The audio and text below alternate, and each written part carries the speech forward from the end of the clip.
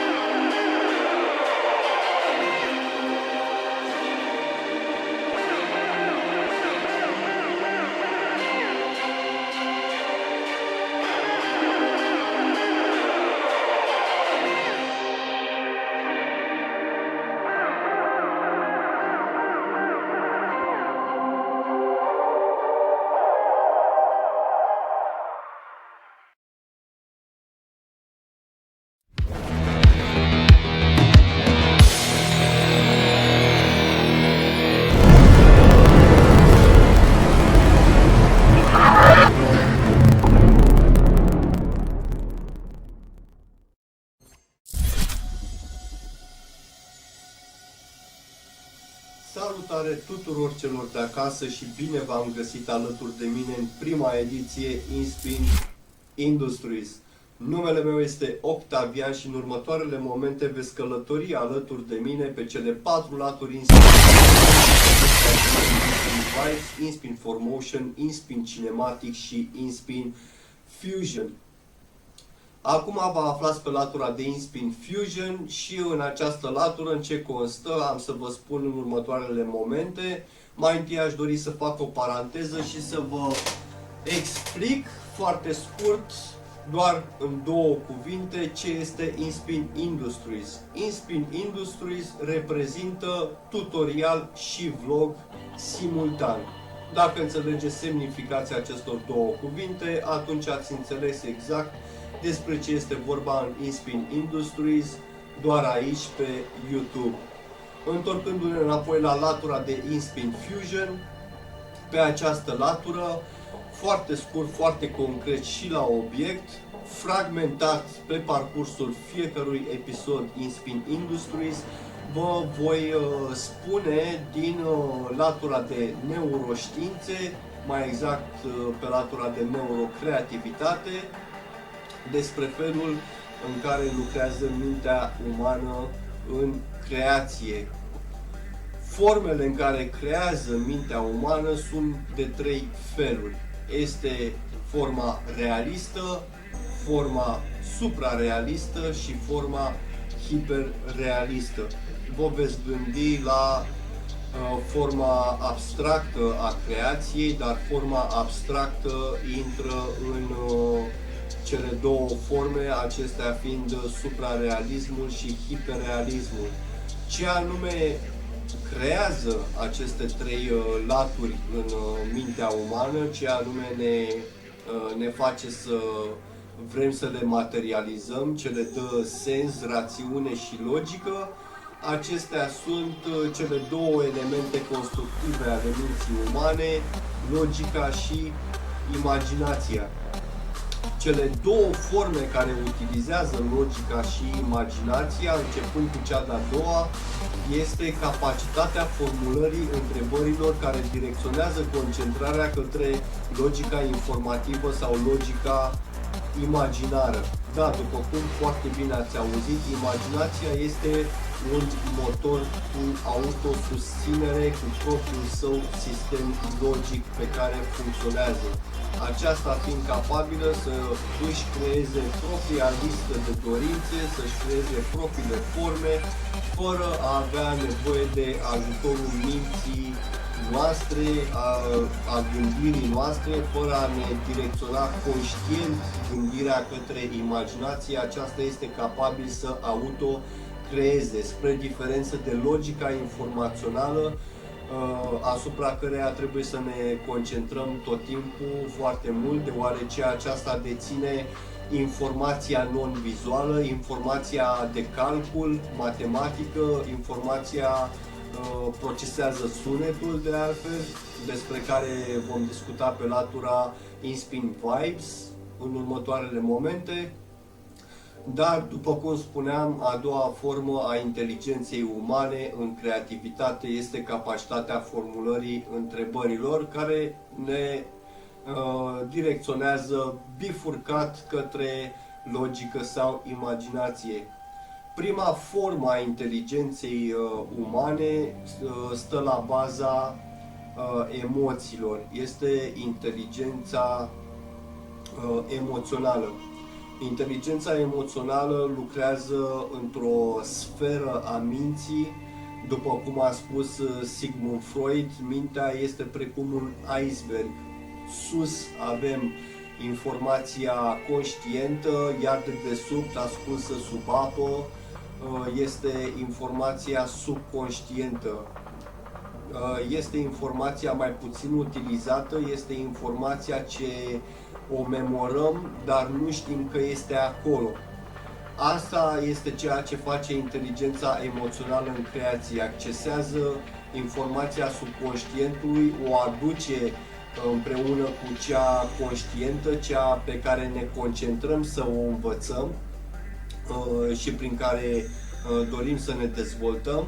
Pe acestea două le aduce împreună, creează o formă proprie de interpretare a acestor informații, iar prin această formă proprie de interpretare materializează evoluția, materializează tot ceea ce ne lasă cu gurile căscate și mai departe o să călătorim către latura de Inspin Vibes în următoarele secunde și aș dori să închei latura de Inspin Fusion cu ideea generală prezentată de până acum și anume acestea fiind trei laturi pe care mintea umană le creează, acestea fiind realismul, suprarealismul și hiperrealismul în două forme ale gândirii, capacitatea formulării întrebărilor, care, rapid o scurtă paranteză,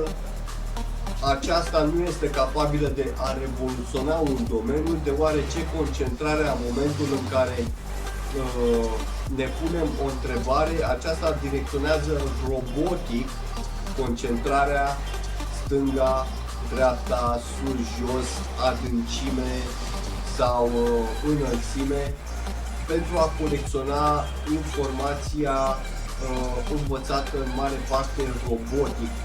Pe când inteligența emoțională este o gândire fluidă care colectează multiplu din mai multe părți ale minții umane.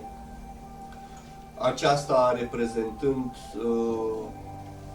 formula gândirii care revoluționează, care dezvoltă și care conduce omenirea către o lume mai bună, să sperăm, cu tot cu greșeli, cu reparații, etc.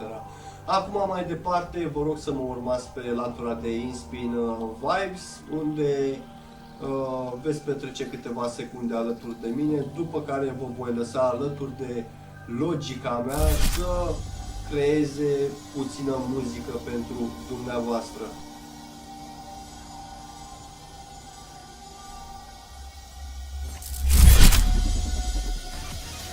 Aici, pe latura de Inspin Vibes, alături de acest echipament, veți găsi, în primul rând, reprezintă muzica de fundal a laturii de tutorial de la Inspin Industries, iar totodată reprezintă mixarea, crearea și promovarea artiștilor consacrați, cât și a celor neconsacrați. În câteva cuvinte aș dori să vă explic totodată importanța muzicii în creația imaginară. Foarte multe persoane ascultă muzică în timp ce învață, deoarece asimilează mai ușor. În același timp, ascultarea muzicii atunci când creați ceva imaginar și doriți să materializați, dar nu sunteți lângă echipamentul dumneavoastră, nu sunteți lângă echipamentul grafic și nu puteți face acest lucru, vă recomand să ascultați muzică în timp ce construiți ceva la proiectele dumneavoastră pe latura grafică în imaginație. Deoarece muzica este grănicelul dintre informația, dintre logica informațională și logica imaginară. Creează o punte între aceste două și în momentul în care veți reasculta melodia ce ați ascultat-o atunci când vă gândeați la proiectele dumneavoastră, atunci vă va aduce aminte foarte probabil cât mai corect posibil exact ce ați construit în imaginație și vă puteți apuca de treabă. Eu nu folosesc muzica în acest scop, atunci când nu sunt acasă, când nu sunt lângă echipamentul meu, ascult muzică și în timpul acesta generez scenarii pentru episoadele Inspin Industry sau pentru proiectele mele personale. După ce ajung lângă echipamentul meu ca să-mi aduc aminte la ce m-am gândit, ce mi-am imaginat și cum am construit în imaginație aceste scenarii și aceste continuități ale proiectelor mele, ascult din nou aceleași melodii ce le-am ascultat atunci când am început să construiesc în imaginație aceste lucruri. Mai departe am să vă las alături de logica mea, pentru că logica este cea care interpretează sunetul și mă scuzați, nu sunetul, vibrația și o transformă în sunet. Și această interpretare a vibrațiilor ce sunt transformate în sunet sunt universale. De exemplu, toți când auzim un sunet de tobă știm că este un sunet de tobă, dacă auzim un sunet de chitară este un sunet de chitară, dar acestea nu intră în mintea noastră precum sunete direct și sunt doar vibrații interpretate la fel de către toate mințile.